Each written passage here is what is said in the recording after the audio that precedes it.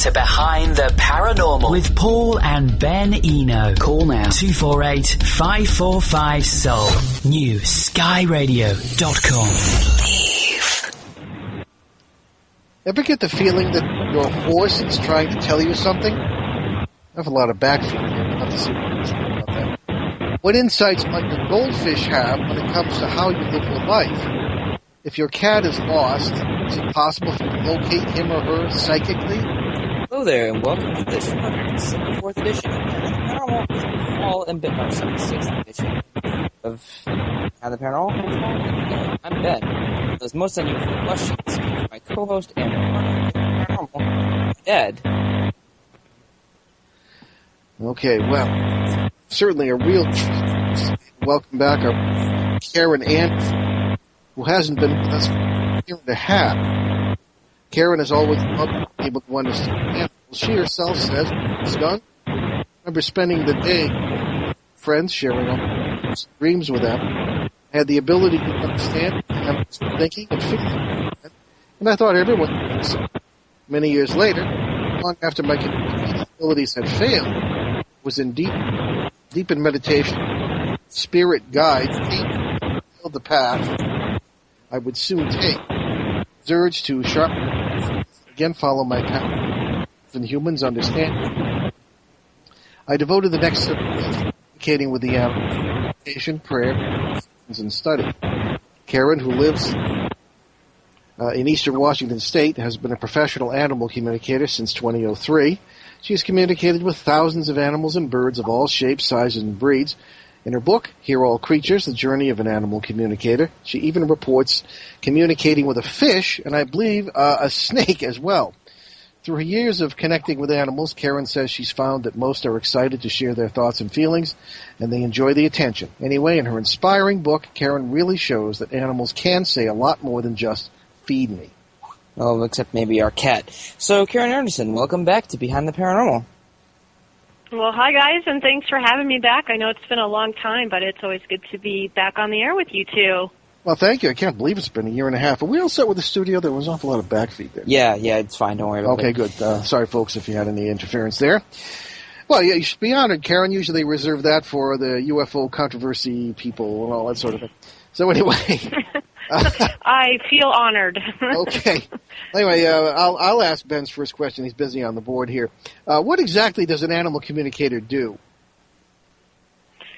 Well, basically, my main goal is to help my clients achieve their primary goal, whatever it is. If it's they just want to check in, say hi with their animals, or see what they have to say, I'll do that for them. Sometimes it's a health issue or a pain issue or even an end-of-life issue. It's been, I don't know what's been going on recently, but I've been getting a lot of requests to check in with elderly or sick animals that their human moms and dads aren't sure if it's the right time for them to help them make their transition. So I can check in with them and see what they want to do. Just depends on what your goal is, and my job is to ask the animals and let you know what they think. Okay. Ben's got are you ready here, Ben? I'm fine. Okay, just being a father here. So what's the difference between that and the guy on like Animal Planet that deals with the psychotic cats? Well, this is actually hearing from the animals and hearing what's going on in their life, in their world, what's on their mind, how they think and feel without putting a human twist on it. I try not to censor any of the messages. I'll just share whatever the animal is sending me, whether that's good news or bad news. And I'm not sure about the psychotic cat show. I've seen a lot of Animal Planet, but I don't know about that one. See these days. What does he do with the psychotic cats? He's an animal behaviorist, and he doesn't look anything like a normal animal behaviorist, because usually they're boring, stuffy old guys, but he has like 5 million tattoos, and like he has his beard in the shape of like lightning bolts. It's weird. Yeah, it's kind of gimmicky. I don't know, like most things on TV. But anyway, that was just an idea. Now let me work in a question here. Now, as you know us very well, and this show has been on for a long time. You were one of our first guests. And, we have serious people generally tend to listen to this show, people who are very intelligent, highly educated people who generally are turned off by many of the other paranormal shows because they're so silly. Some of them, anyway. Right. And so what do you say to these people who might say, geez, talking to the animals, I can see a certain amount of, obviously, sympathetic contact, maybe even psychic contact, if you want to use the word. What do you say to them when they question or express skepticism about what you do? Well, I think everybody should be a healthy skeptic. I really do. I think that's normal, and I wouldn't expect anything less. That's truly something that you would have to experience for yourself and see what it was like and hear from your animals or your deceased animals so that you can understand the process and how it works. And those are the biggest skeptics usually end up being the very best of clients because they come in with just this complete thought of, there's no way she can do this, and then they hang up from a phone session with me going, oh my God, how did she do that? Yeah, no, I know. I've had people tell me that themselves. Yeah, exactly. So it's really, to me, I love skeptics. It's the cynics, and I don't get too many cynics, but I'm not here to prove myself or defend what I do. I am really here to help, and that's what I do. I help the animals and I help the humans. And oddly enough, you guys, it's usually the human that needs the help, not the animal. That's a very apt distinction to make. Skeptics versus cynics. I'm going to remember that because that's exactly what we get day in and day out. All right. Yeah, so yeah. Sorry, you can continue. Well, I was going to say I welcome skeptics, but everyone can do without the cynic. Absolutely. Exactly. So in your book, you talk about having this gift as a child, and then you rejected it, and then you get it back when you're older, or you were trying to get it back when you were older. So what was that about? Why did you reject it? Well, as a kid, I thought everybody could talk to the animals. I didn't know it was something that adults didn't do or didn't know how to do. I just assumed that because I could do it, everyone could do it. Even when you're a kid, you think you can fly. You put the Superman cape on and, you think you can fly.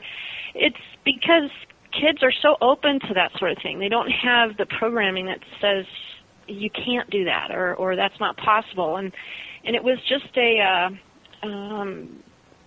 something that as a child I was always drawn to animals. They were my best friends. I liked the animals better than I liked the humans, so I connected with them more. They were my best friends. Yeah. I had a lot of animal friends, and I just understood them, and they understood me. And when I had a very traumatic experience with a cat that basically I felt responsible for it dying right in front of me because I was trying to call it over to me when I was very, very young, and it got hit by a car right in front of me. And so at that moment I turned it off and I said no more, and I was horrified, and I thought I had caused that cat's death. So that's why I turned everything off and said nope, not doing that anymore. And, I remember you telling that story, yeah. Yeah. Yeah. And then came into it again later as when I was in law enforcement, and I was a deputy in Colorado, and in law enforcement you really have to be somewhat intuitive and learn how to read people and situations, because when it comes down to it, your life is at stake, and it really is important that you learn to read energy, and that's where I started to basically open up to those abilities again. It was just in a different type of setting, so that's what kick-started it. Yeah, exactly. And it got kick-started. You won't find a cop out there that'll call it intuition or being psychic, but they'll call it a gut feeling. I just knew that guy did it. I knew he was lying. I knew that was the guy. There's an instinctual, the hair on your back of your neck stands up, or you get a bad feeling about somebody. All of those things come into your intuition, and that's what I learned how to sharpen as a deputy. Okay. Some of the animals in your book, Karen, come across as amazingly wise and old souls, if you will, insightful. Yes. And of course, we look like sort of bumbling nitwits. What do they have that we don't have? Well, for one, I think they have honesty, and they are very truthful. And as a former deputy, you are dealing with people who, we used to say, if their lips are moving, they're lying, because, every person I ever arrested would lie to me. So, animals don't lie. They're truthful. They speak the truth. They feel the truth. They're very, I'm going to say, about themselves. They're very much, into, they are their favorite topic. They love talking about themselves. It's really a healthy selfishness in a good way, and they're very honest and truthful. Now, I've had some animals pull my leg, or I've had some animals kind of mess with me. Like if there was a litter box problem in this one multi-cat household, and I asked, okay, who's doing it? And they all point to each other. He did it. She did it. I can't tell a lie. He did it, yeah. So there are times they will self-preserve, so to speak. But it's honesty. Wow, they're truly honest. Humans, not so much. No, unfortunately. No, it's very hard to find an honest human, especially in politics. Anyway, how do you hear what animals are saying, or is it a difference between hearing what they say and feeling what they say? Well, I get messages in all different ways. I can hear them, but it sounds like my own voice or my own thought. It doesn't come through like a deep masculine voice or a high feminine voice. It comes through just as my own thought, but I've learned to train myself that that's not my thought, that's an incoming message. But then animals can also send me images. They can describe their surroundings if they're lost. They can describe a health issue where on their body they're feeling it, and then I'll actually feel it in that part of, if they're having a leg issue or back issue, I'll feel it in those areas. So I can get feelings, I get emotions. They have emotions very similar to ours, and sometimes they'll send all of that at once. So I have to literally break it down. I'm seeing this, I'm feeling this, and my back hurts. So all of those things can come in all at one time. They're very, very good at communicating, and if anybody gets teased about keeping up, they tease me about I can't keep up with them sometimes. But they are really anxious and ready and excited to share messages, and then I just have to try to keep up with them. Okay.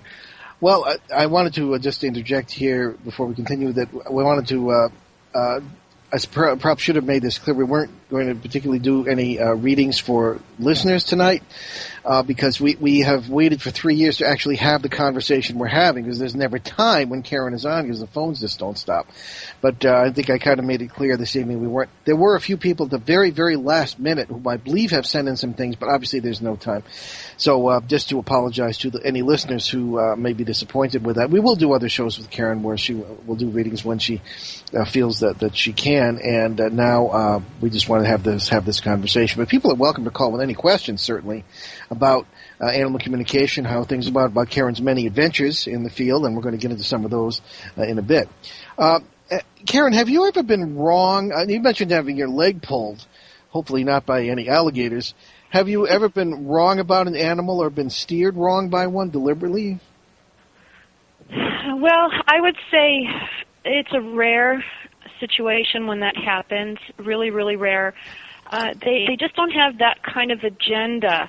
The only time that they will try to steer me or lead me down a different path is truly to protect either their human moms, dads, or families. But it's rare. I will almost always stick to what the animals tell me. If I'm hearing yes from the animal and a no from the human, I'm going to go with the animal and stick with the yes, because the animals never lie or rarely go away from the truth. They're usually always right. So okay. It's very rare. All right. Okay, very well. There are plenty of times I feel the same way. Animals certainly don't lie. Anyway, we're coming up on a break now. We are on CBS New Sky Radio, and it is Behind the Paranormal with Paul and Ben Eno. And, and newskyradio.com. Been a long day. And we'll be right back with our talk with Karen Anderson, so stay with us. CBS Radio's The New Sky. NewSkyRadio.com. This is the Lisa J. Smith Show. Listen to Lisa J. now at 3 o'clock Eastern. This is Lisa J. Smith, and I am here to give you messages from Spirit. Give us a call so I can connect with you. Look up to the sky. Psychic Radio is now CBS Radio's The Sky. Reach out. NewSkyRadio.com. Enlighten, empower, enrich. This is CBS Radio's The New Sky. New horizons, no boundaries. All day long, we're devoted to your emotional, physical, and spiritual well-being. With your direct connect to the stars, Lisa J. Smith, The Dr. Pat Show, Liz Souza, Barbara Mackey, Glynis McCants, The Wake Up Call with Elle Newman and Tom Force. Let us know how we're doing. 248-545-7685. Log on. NewSkyRadio.com. 24 hours a day. Your spiritual well-being is our concern. Awaken the extraordinary. Live the life you've imagined. Look up to the sky. CBS Radio's The New Sky. NewSkyRadio.com. New horizons, no boundaries. Discover your spirit. Listen to Spirit Guide Radio, where spiritual guides nourish your soul every weekday. Heidi Hollis, The Outlander, The Zodiac Girls with Solaris, Laura, and Kira. Laura Lee's Spirit Salon. Ask Dr. Doug with Dr. Doug Lira. Life by Number with Celeste. And Keeping Life Real with Dr. Susan J. Stone.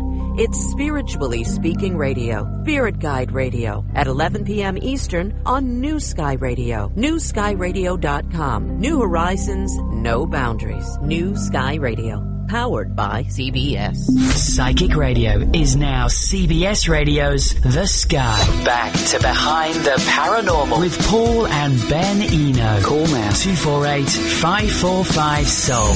NewSkyRadio.com. Believe. And that's 248-545-7685 if you have a question for us or for our wonderful guest today, Karen Anderson, nationally known, internationally known animal communicator and author.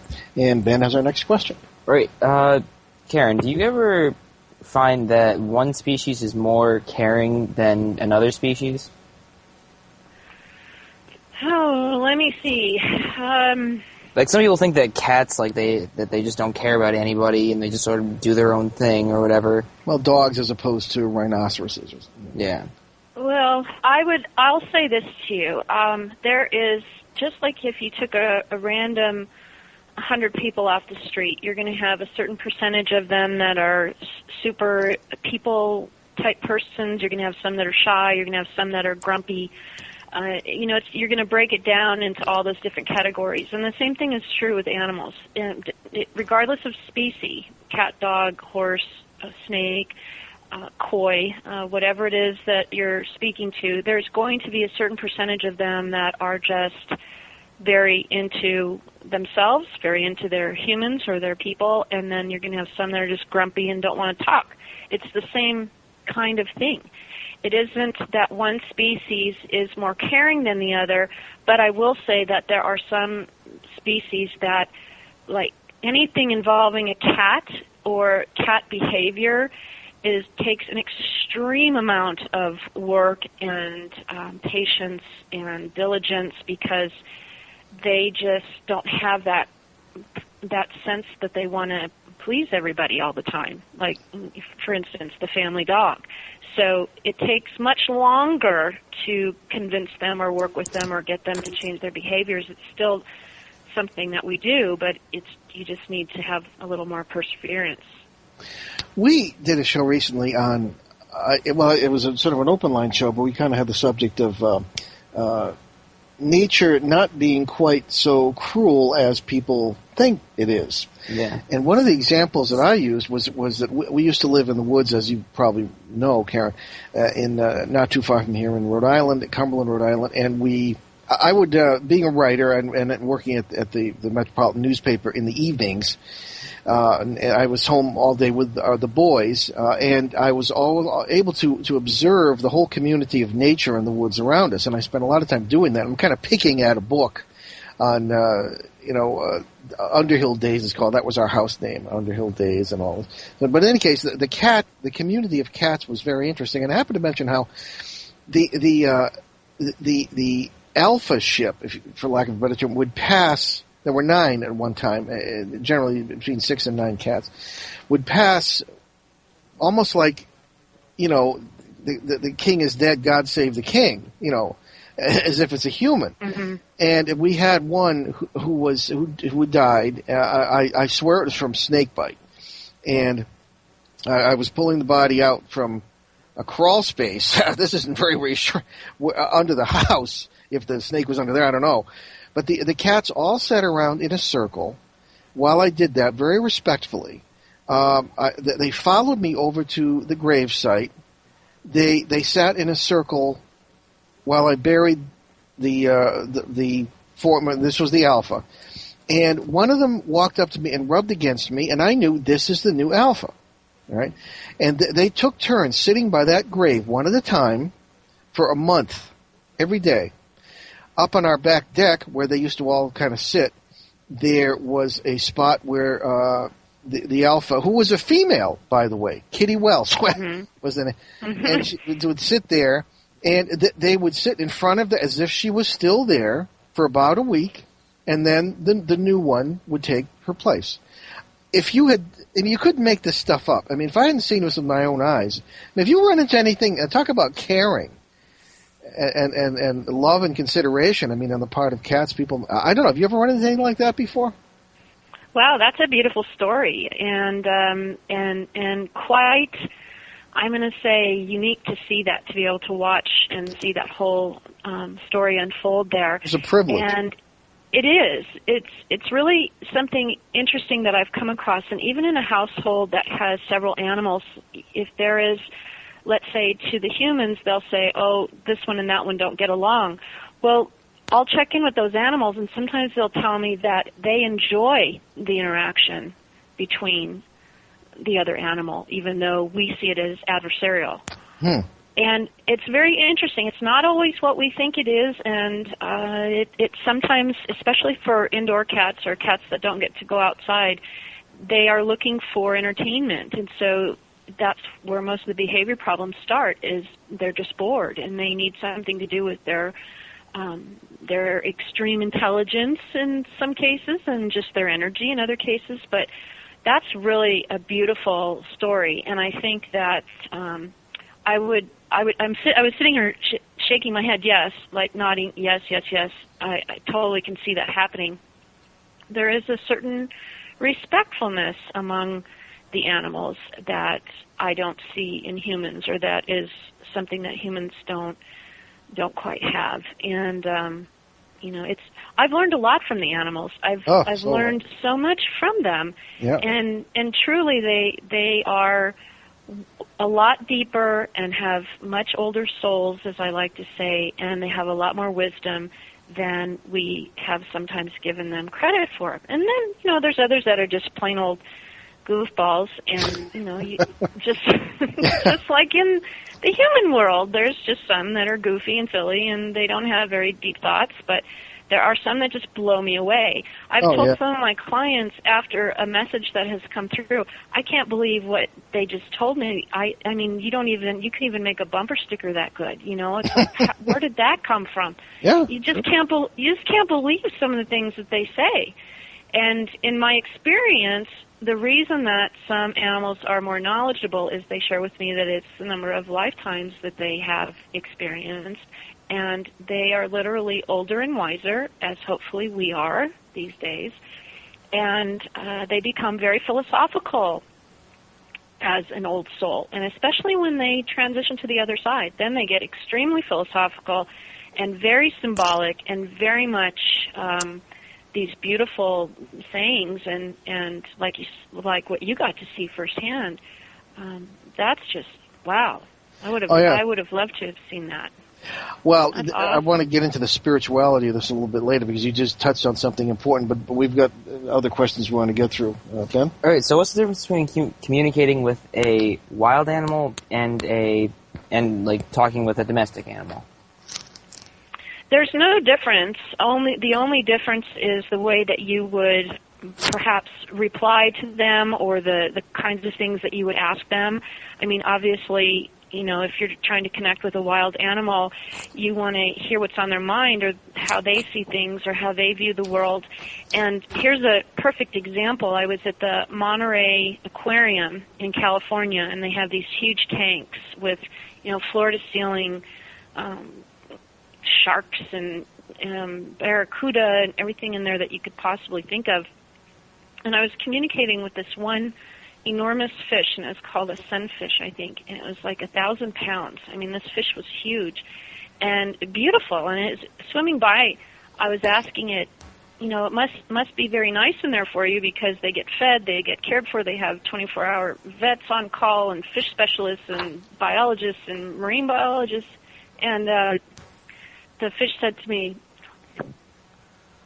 okay. Sorry about that. No, the fish didn't cough, but... All right. Karen, I'm going to interrupt you here for a minute because we have a caller. Mm-hmm. I believe it's our good friend Kyle Dayton from Arizona, who was a show reporter. And this is not usually her topic, but if the studio can put her through. You there, Kyle? I sure am. Thank you for taking my call. I love the show today.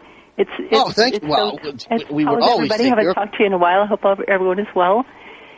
And I have a question. I'm sorry, I didn't mean to interrupt you there. Oh, no, please go ahead, Karen. I have a question. I have a question for Karen. I have 4 dogs and a bunch of birds, but my oldest he's around 14 years old. He's a male border collie, and he's still got a good appetite and all that stuff, but he's starting to go crippled, and he just, you know, for about the past 4 or 5 months, he just demands my attention every 2 hours, night and day. I'm sorry, I'm a little emotional about this. I'd like to know, how will I know when it's time to let him go? Thank you. I appreciate the you know, tonight. Thank you. It's the hardest thing in the world, even for me, you know, and sometimes mistakenly people think that, well, it must be easy for you. You can just ask them when they're ready to leave. And no, I'm emotionally involved with this animal who's been a part of my life. And, you know, some of them who have been sick or we've been treating them for years or however long, they really have become a huge part of our life and energy that we spend every day worrying, caring, and, you know, making sure that they're okay. And I will tell you something. Of all the animals that I have connected with in, almost 10 years now, and this is up into the tens of thousands, I have only had but a small handful of these animals tell me that their human took them out of their body too soon. Usually, I hear from the animal that the timing was just right, and in a few other cases, I will hear that the human waited way too long, and that they were ready to leave their body, but their human wasn't ready to let go. So, if you think about, if you put your dog's needs first, what if they can eat and drink and do their business and still have a quality of life without having assistance and without being in pain and without struggling while they're in a rest mode, those are indications that you're probably going to have to help them make their transition. And they're usually very accepting of that. They don't want to struggle. They also want to maintain their dignity. So as their moms and human dads, it is our responsibility that we keep them from going into crisis mode, which is what I call it. And that's where we're at the vet at 2 a.m. and things are looking really bad and things are going downhill. They don't want to do that, and they don't want to put you through that.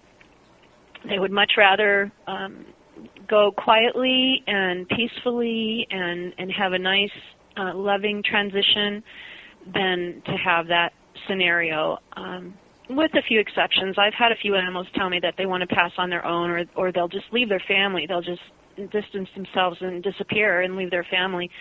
But usually it comes down to we have to make that decision, and it's not a fun decision to make, and I agonize over that decision. But you know your dog better than anybody, and you need to trust what you're seeing, hearing, and feeling from your dog, because they will let you know. There will be a look, there will be something that they do to give you that indication that, you know what, I love you, but I can't be in a body that's failing me anymore. And it's just my time. Okay. Thank you so much, Karen. Well, thank you for calling. You're Kyle. welcome. And thank you. And truly trust what you're getting. It's really difficult, and even for me, but trust what you're getting.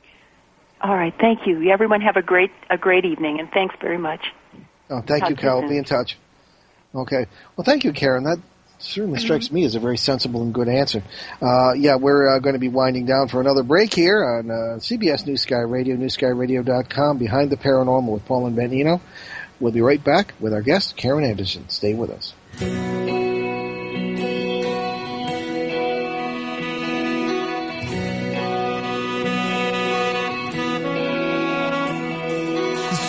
In your eyes, the color them wonderful, stop me, steal my breath, and emeralds from mountains and thrust towards the sky, never revealing their depth, and tell me that we belong together, trust it out with the trappings of love. I'll be captivated, I'll hang from your lips instead of the gallows of heartache that hang from above.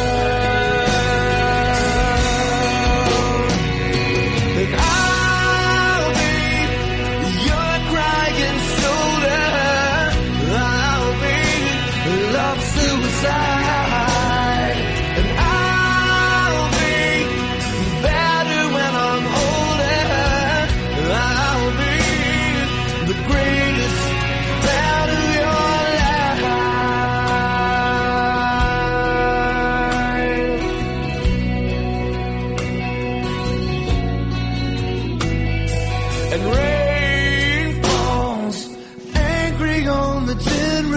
As we lie awake in my bed, and you're my survival, you're my living proof, my love is alive and not dead. And tell me that we belong together, trust it out with the trappings of love. I'll be captivated, I'll hang from your lips instead of the gallows of heartache that hang from above. And I'll be your crying shoulder, I'll be love suicide, and I'll be better when I'm older. I'll be the greatest fan of your life.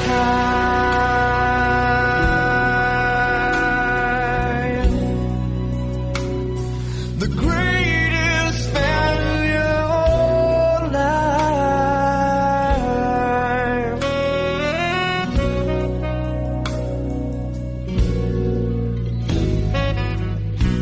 Psychic Radio is now CBS Radio's The Sky. Back to Behind the Paranormal with Paul and Ben Eno. Call now 248-545-SOUL. NewSkyRadio.com. And welcome back to Behind the Paranormal with Paul and Ben Eno. I'm Ben, and we are having a fascinating conversation with Karen Anderson, animal communicator, and all sorts of wonderful stuff like that. And so, after that question from Kyle Dayton, we're going to switch over into something entirely different. Do you ever find that animals who think their owners are jerks? Tell us what you really think. Yeah. Actually, you know what? The people who are drawn to me are usually the highest quality, best, loving, kind, giving people on this planet because they love their animals and take care of them and really do want the best for their animals. So I very, very, very rarely ever come across that. And here's an interesting side note to that. Even when an animal has been severely abused, neglected or mistreated, beaten, you name it, by a human in their family, they're very forgiving. Oh, okay. Yeah. Fascinating. I had another. Is that okay, Ben? Go on. Okay, I had another question about wild animals, and I've always wanted to ask you this. In the military, we were trained in survival training, and one of the things we were told to do, and this is, I don't know, maybe this has changed now, I was back when we were dealing with dinosaurs. If you encounter, say, a bear, which that actually happened to me on maneuvers one day, and or a hostile predator of some kind, you take your coat, hopefully it's not the middle of summer and you're wearing a coat, and you spread it out to make yourself look bigger. Are there better ways of dealing with that situation from a more sympathetic point of view or communicative point of view? If it were me and I live in the wilderness, I live on 28 acres and we have bears. Yeah, we picture you as like sort of a female Grizzly Adams out there. I know. And believe me, I've got the gray hair to prove it too. But truly, the best thing to do is to think in your mind, and this is almost impossible, but you really need to think of what you want to have happen. You have to picture what you want. Like if you want that bear or whatever it is to just go away, walk the other way, that's the kind of thoughts that you should be sending out. And the last thing that you want to do is alarm them, anger them, frighten them. If you want to appear bigger to them, if you feel the need to do that, that is also an option. But truly, animals are really good at picking up on our senses. And when we go into that fear mode, we become prey. Mm-hmm. And they want to go after prey. So if you can just get in your mind that you want it to go away, just go and just keep saying it over and over in your mind. Go away, bear, go away, bear, go away. And, I'm not going to hurt you. I'm not here to hurt you. And put in your mind what you want, that goes out to the animal. And hopefully you don't have any beef jerky in your pocket or anything like that. Yeah. Okay. It really is a mind thing too. As much as it is scaring the daylights out of you, it's a mind thing too. Well, it really was. I'll tell you about this sometime off the show. But a funny situation with all these troops running away from this bear who had found our food, and we're banging on plates, and it didn't really. Everything was rather funny after we thought of it later. Excuse me. Anyway. There is a good reason for this next question, and it has to do with language. We've come clean lately, especially me lately, and I mean within the past year, of certain entities we run into in paranormal cases, and I had never wanted to talk about communicating with that because it sounds like I'm doing the psychic thing, and you know how I'm a little antsy about that. But there are times when you have to communicate in other languages. And I suppose in a way I made an indirect connection with animals. Do you have any trouble communicating with animals whose people are non-English speaking? Interestingly enough, no. The first time I came across a situation like that was many years ago when I first started, and I had a client from Japan who had read my book and just loved it, and she only spoke Japanese in the family, but they had a family cat, and she wanted to know if I would be able to communicate with their cat who didn't know any English, and I didn't know the answer to that. So we set up a session, and sure enough, I was able to speak to the cat as if it was born and raised in Southern California like I was. There was not even a slight issue. There wasn't an accent. It was just plain English the way I would understand it.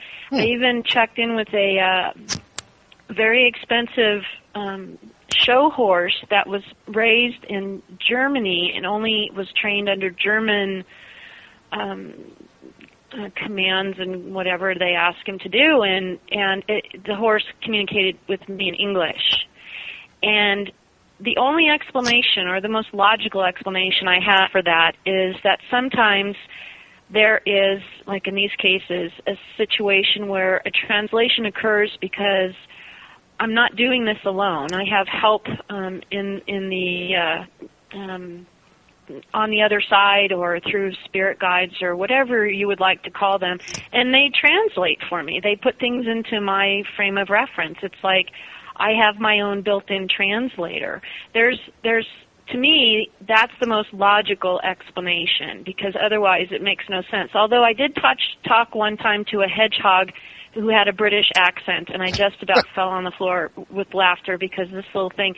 And a deceased cat from England, I kept referring to her human mom as mom, and she corrected me and said, "No, you mean mum," because they say mum over there, not mom. So that's a rarity. Normally it's just plain regular English, but I have had a couple of times where there's been a slight accent or just a hint of that, or they will tell me that a different language is spoken in the house, and then I'll hear something that sounds either like Japanese or Spanish or Italian or Portuguese or whatever else the language is. But no, it's never been a problem. Well, that's interesting. It was really cool. Well, there are universal concepts, of course, that would perhaps come across in translation, but Mrs. Tiggy Winkle and Tabitha Twitchett, pretty cool. Well, anyway, well, I didn't get to finish telling you about the fish in the aquarium. We had to go to a break or something. But just quickly, I was looking at this magnificent fish, thinking it had the life of Riley. You know, it had everybody waiting on it, catering to it, feeding it, caring for it. And what it told me, it really put me on my place. It said, "It's still all about life and death in here." Wow. Yeah, and I had to really think about that, because here I thought it was leading this cushy, cared for life in this humongous aquarium with everything it could possibly need, and it was just like I wasn't expecting that answer at all. It's still all about life and death. This big sunfish we're talking about. Right, that big sunfish at the Monterey Aquarium. I didn't get to finish that. I was... Okay. Well, you're never going to get to finish the fish story because we got to take another break. So we're going to wrap here on Behind the Paranormal with Paul and Ben Eno, CBS New Sky Radio, newskyradio.com. We'll be right back with Karen Anderson. Stay with us.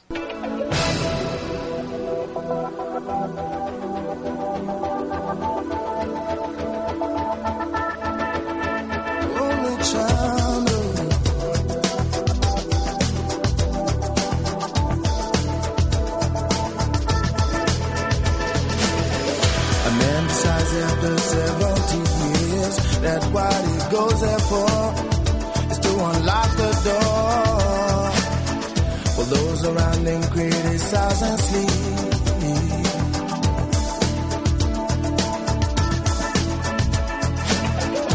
Through a fractal on a breaking wall, I see you, my friend, and touch your face again.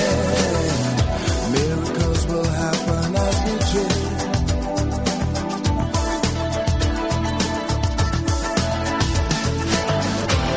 No one ever gonna survive unless we are a little crazy. Other people walking through my head. One of them's got a gun to shoot the other one. And yet together they were friends at school.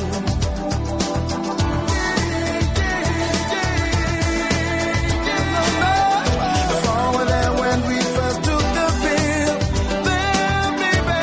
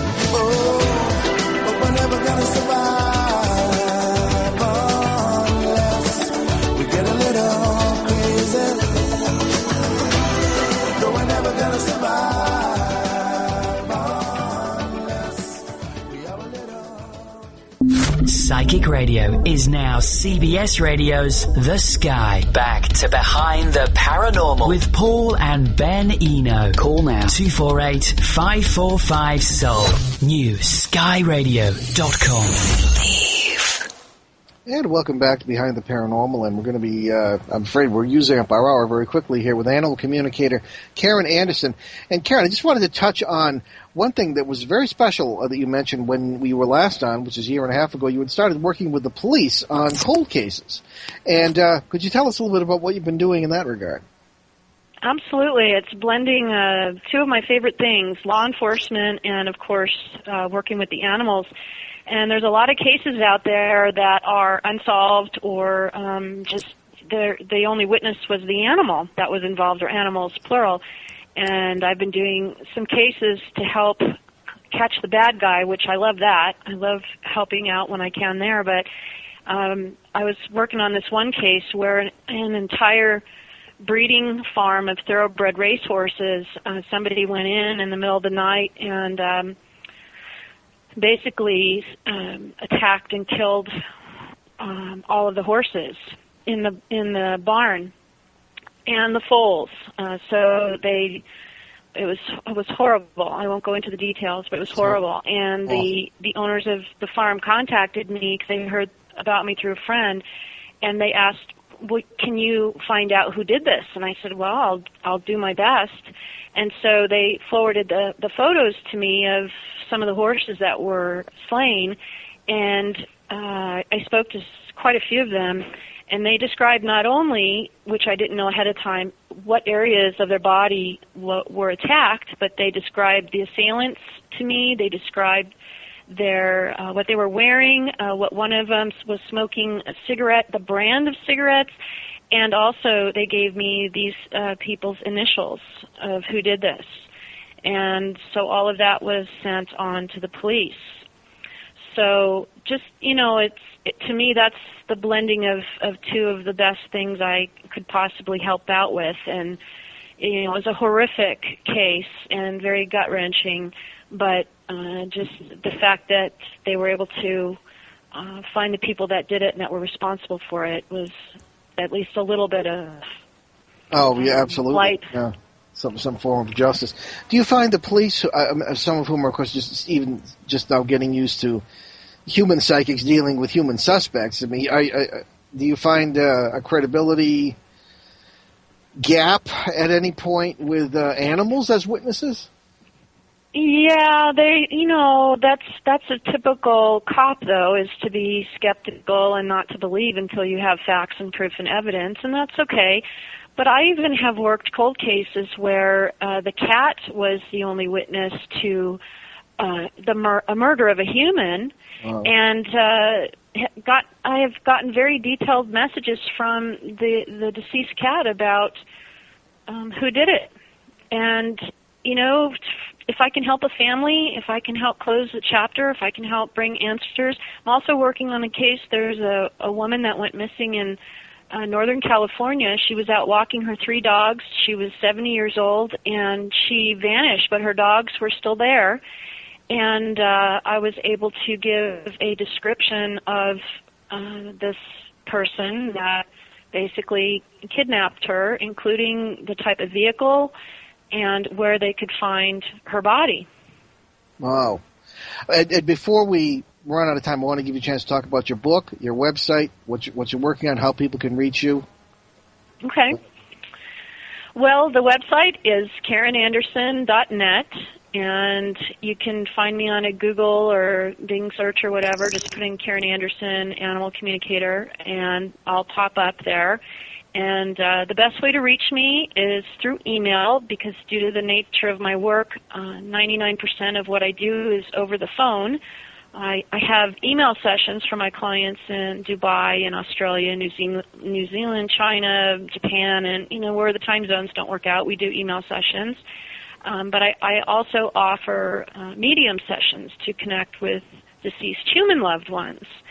And all of those appointments and information on how to schedule are listed on the website under the consultations page, or you can always send an email off to the office, and you can check on the website too for the book Hear All Creatures. I'm trying to get it back on Amazon. I just haven't figured out how to do it yet. So I'm the only one who has them. So you still have to order it from me. But that's good. Then I can personalize it. Yes, absolutely. And as I said, we're going to help you with that. And I also want to get you onto Kindle. One of our sponsors of the other show. Yeah, exactly. So, okay, Karen, and if you don't mind me mentioning something we talked about during the break, because a lot of people listening to the show are very interested because of Ben's and my experience with I shouldn't say experience with something that hasn't happened yet, but our opinions about the 2012-2016 period. And this came up on Coast to Coast on May 16th, and unbelievable response. So Karen is going to, as she is able, sort of look around and see what animals may be thinking about this period. We've been talking about human possibilities and human opinions, and we'll see what happens with regard to that. So, Karen, Ben, do you have any more questions for Karen? Because we've got a few minutes here. You have something. Okay. Well, I wanted to get there. I have all kinds of questions, but I wanted to get into one or two things here that Karen had suggested. You have a deceased cat foretelling a new baby on the way. Yeah.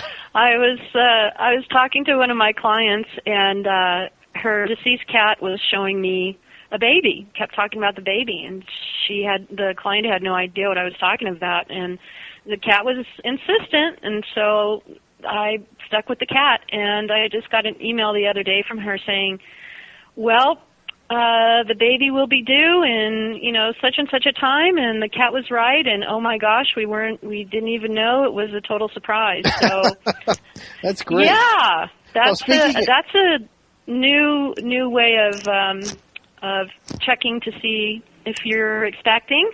I guess so.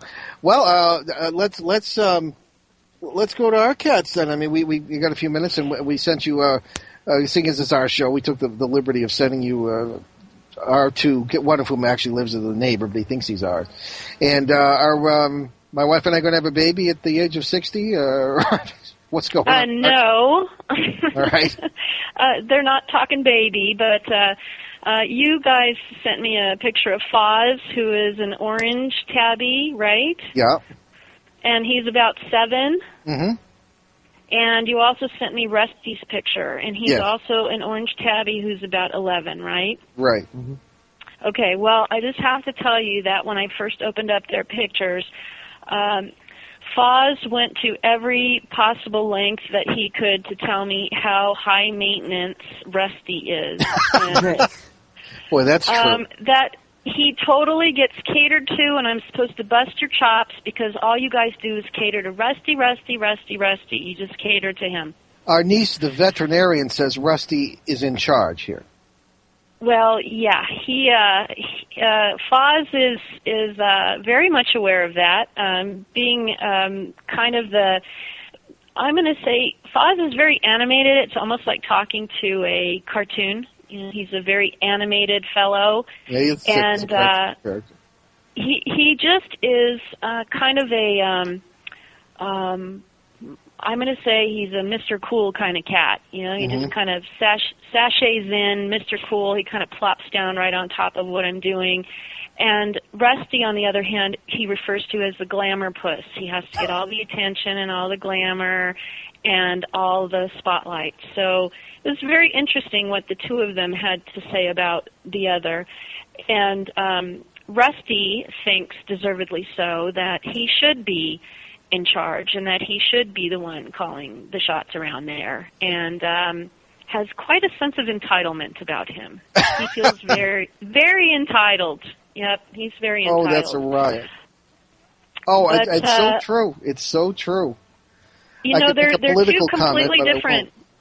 They're two completely different personalities, but I really feel like when Rusty's in the room, we all have to do what Rusty wants us to do and pay attention to Rusty. And Foz is just kind of sitting on the outside, just kind of going, "Oh, brother," eye roll. He's doing an eye roll. Well, if we had more time, I'd ask you about experiences with Foz, coming through solid walls and doing all sorts of paranormal things and being very cool about it. Let me just say briefly that Foz, when I popped open his picture earlier today, he kept talking to me about some kind of inanimate object. He says, talk about the inanimate objects. And I thought, what in the world is he talking about? So I wasn't going to mention it until I had a chance to talk to you, but does he have some kind of, I'm going to say, higher sense or better senses knowing when there's paranormal activities going on? Yeah, the hill we live on is very interesting, paranormally speaking, and our particular home, for lack of a better term and for lack of time, is, shall we say, well guarded. Okay. By, I think inanimate objects might be a sort of a mistranslation of something he's trying to communicate. There are guardians here, which we need very, very much. So, but of course, obviously, there's. But I was wondering, and just out of curiosity, because I didn't get into it too much with Foz, but do you guys have something with inanimate objects that they are taking on a life of their own, or they're moving around, or they're doing something odd? Yeah, there are. It's the nature of the energies around here. Okay, because that's what Foz was showing me. He's like, talk about the inanimate objects. I'm like, okay. I'll talk about it. Well, as you know, everything is animate, you know? So, yeah, well, Foz takes a true interest in that, but he officially calls Rusty the glamour puss. I gotta remember that. That's going to stick. Mm-hmm. Karen, we are out of time, but we want to thank you so much. It's been a fascinating conversation, and we're definitely going to have you back, and it's not going to be a year and a half. So okay, all right. We'll in touch with you off the air. We'll talk to you real soon. Have you back real soon. All right, guys. Looking forward to it. Thanks so much. Okay, thank you so much. All right, bye-bye. Okay, bye-bye. Okay. All right, so podcasts of all our shows are available at newskyradio.com or at our show website, behindtheparanormal.com. Okay. And so many thanks to our producer, Will Cosmic, and we'll see you right here next Sunday, September 25th at 7 p.m. Eastern, 4 Pacific, on CBS New Sky Radio and newskyradio.com, where we will be welcoming Dr. Joy Pugh. Am I pronouncing that correctly? That's correct, yeah. Okay. For a discussion about the Antichrist. That's going to be a very interesting show. Yeah, I'm sure it will be.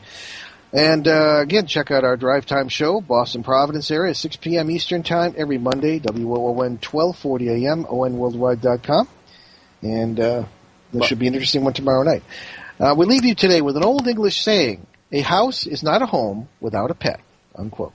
Thanks for joining us on our great cosmic journey, and we will see you next time.